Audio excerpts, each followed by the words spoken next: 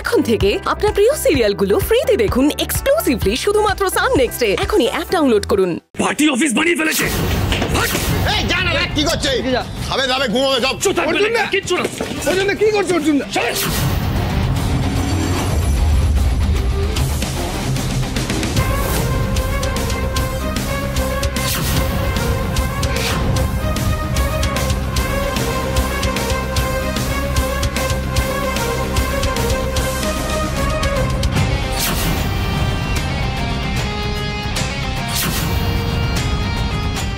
নন্দিনী ভাই এই চলো চলো। কি হাত দিয়ে কথা বলবে না? কি করবি? ম্যাডামের কাছে কমপ্লেইন করব। কি করবি? কমপ্লেইন করব। এই ভাই ভাই ভাই ভাই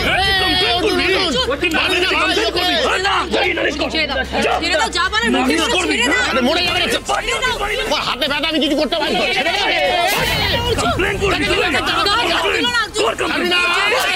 নন্দিনী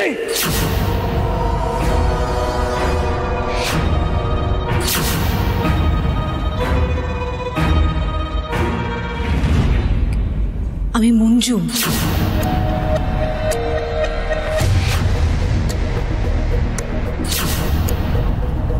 কি করছো অর্জুন? আমি মঞ্জু।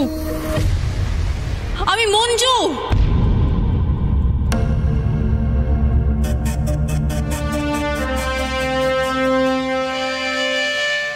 এই দাঁড়া দাঁড়া দাঁড়া ভাই দাঁড়া দাঁড়া, একটার পর একটা ভুল করে যাচ্ছিস কিন্তু, একটার পর একটা।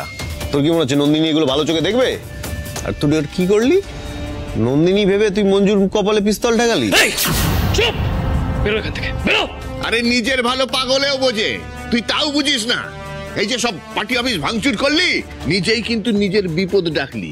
শোন অর্জুন, আজ বা কাল নন্দিনী কিন্তু এমএলএ হবে, আর তখন তোর কি হবে জানিস? আমি তোর বন্ধু হই, তাই জন্য ভালোভাবে বলছি, মাথা ঠান্ডা কর। চুপ, একদম চুপ। আমি আমার ভালো খারাপ বুঝতে শিখে গেছি। আর কে শিখেছি জানিস? তোর এই নন্দিনী।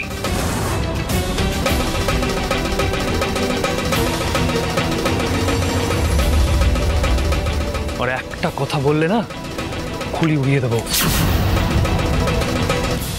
অর্জুনের হঠাৎ কি হলো? ও এরকম করছে কেন? আর শোন, ওই নন্দিনীকে গিয়ে বলে দিবি এই বাড়িতে যেন আর পা না রাখে। আর বলবো না এই কথাটা, এবার বেরো। তুই কিন্তু একটা কথা বলে রাজা,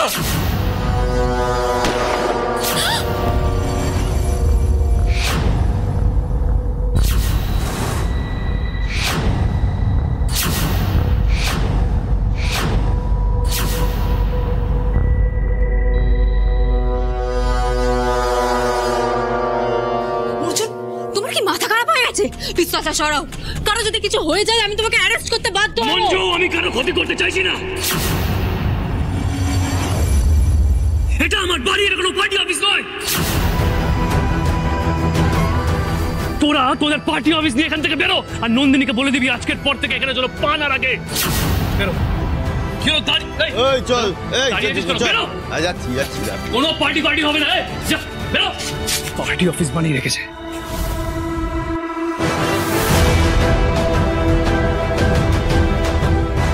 কি হলো?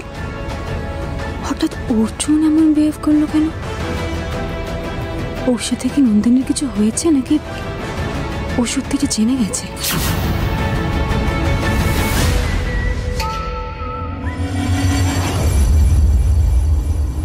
হ্যাঁ তাই। আরে ওই অর্জুনের পাগলামির হাত থেকে পার্টি অফিসটা বাঁচাতে গেছিলাম, আর তাতে আমার এই অবস্থা করেছে। কি বলবো? আর তোমাকে বলছি, তোমাকে বলছি না, ছেলেটা বিগড়ে গেছে, হাতের বাইরে চলে গেছে। কেউ কালা জাদু টাদু করছে কিনা আমি জানি না, তবে ওই মঞ্জুর নামে এক ঢোক জল বেশি খায়। ওই যে মঞ্জুর দাদা অর্জুনের বিধবা বৌদির সাথে বেলেল্লাপনা করছিল, এবার তা দেখে মাধব একটুখানি গিয়ে চোটপাট করেছে। ও বাবা, সে অর্জুনের তা সহ্য হলো না, সব ভাঙতে আরম্ভ করলো, ভাঙ চুর করে অ্যাক্সেস করে দিল। আমাদের ছেলেরা গেল ওকে ভালো মুখে বলতে, ওদেরকেও মারলো। আমাদের পার্টির ঝান্ডা, ফ্লেক্স, ফেস্টুন সব সব সব ভেঙে দিয়েছে। আর শোনো, ও তোমাকেও আর পাত্তা দেয় না, বুঝেছো? তোমার নাম শুনে তো আবার তেলে বেগুনে জ্বলে উঠলো। ওই মঞ্জুকে তুমি ভেবে আবার কপালে পিস্তলও ঠেকালো।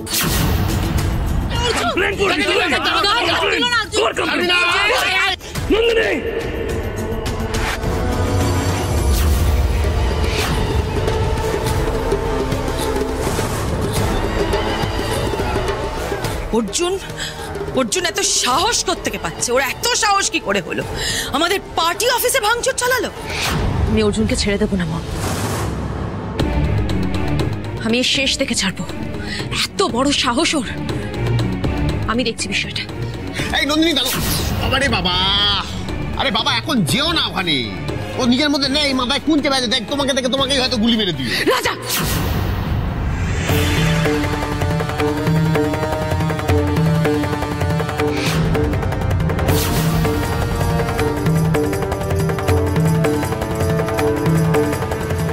চলো, হ্যাঁ থেমে গেলে? মারো, মারবেই তো। পার্টির জন্য জান প্রাণ দিয়ে করি, তোমার জন্য করি, মারবে না? আর ওদিকে অর্জুন মেরেছে, তুমি কেন বাদ? না না, মারো মারো মারো মারো মারো না। মারতে হয় জামাই, প্রথম রাতেই বেড়ালটা মারতে হয়, তাই তো ওদের এত বারবারন্ত হয়েছে।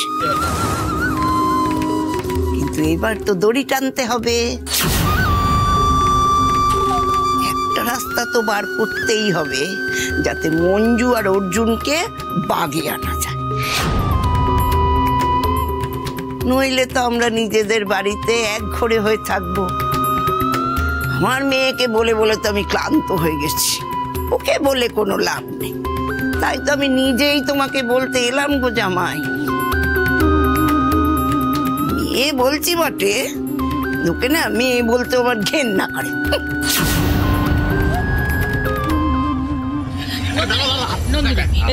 এদিকে চুপ করে বস। মম, আমাকে অর্জুনের কাছে যেতেই হবে। ওকে আমার সামনে দাঁড়িয়ে আজকে জবাবদিহি করতে হবে। আমাকে তোকে বসতে বলেছি। প্লিজ মম, অর্জুন আমার। এই চুপ, একদম চুপ।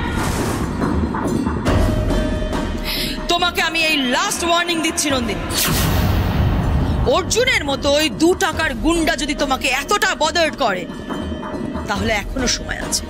আমি কিন্তু তোমার টিকিট ক্যান্সেল করিয়ে দেব।